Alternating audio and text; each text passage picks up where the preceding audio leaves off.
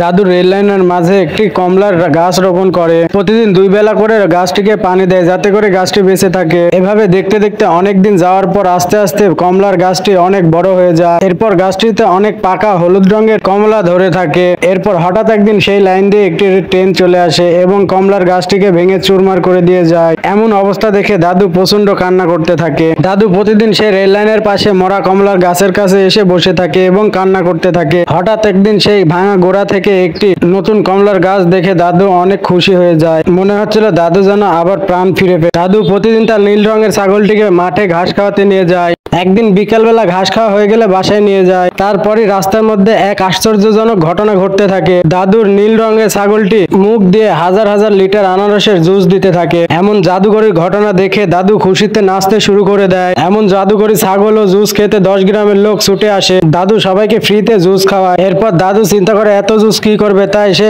কাছে জার ভরে সাইকেল চালিয়ে গ্রামের কাঁচা রাস্তা দিয়ে ফেরি করে জাদুকরী আনারসের জুস বিক্রি করতে থাকে।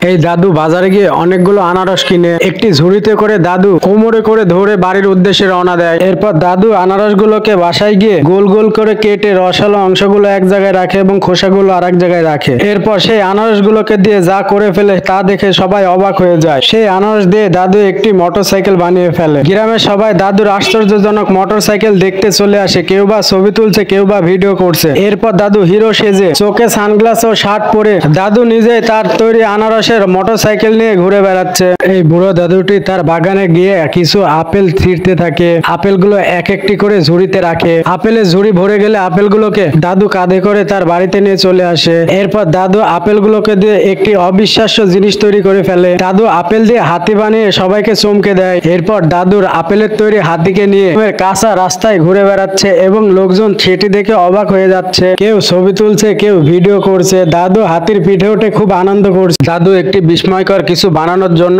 আম গাছের বাগানে গিয়ে কিছু আম গাছের পাতা ছিঁড়ে আম গাছের কচি সবুজ পাতাগুলোকে একটি ঝুড়িতে করে বাসায় নিয়ে আসে। এরপর প্রয়োজনীয় পাতাগুলোকে আলাদা করে রাখে। এরপর পাতাগুলোকে দিয়ে দাদু এমন একটি জিনিস বানালো যা দেখে আপনারাও অবাক হয়ে যাবে। দাদু সেই আম গাছের কচি সবুজ পাতা দিয়ে একটি জীবন্ত ঘোড়া তৈরি করে ফেলে। এরপর দাদু সেই আম পাতার পঙ্খিরাজ ঘোড়া নিয়ে আকাশে মনের আনন্দে উড়ে বেড়াতে থাকে। দাদুর চোখে মুখে তখন আনন্দের হাসি। দাদু আকাশে উড়ে বেড়াচ্ছে এবং ভাবছে কেউ তাকে সাবস্ক্রাইব করছে।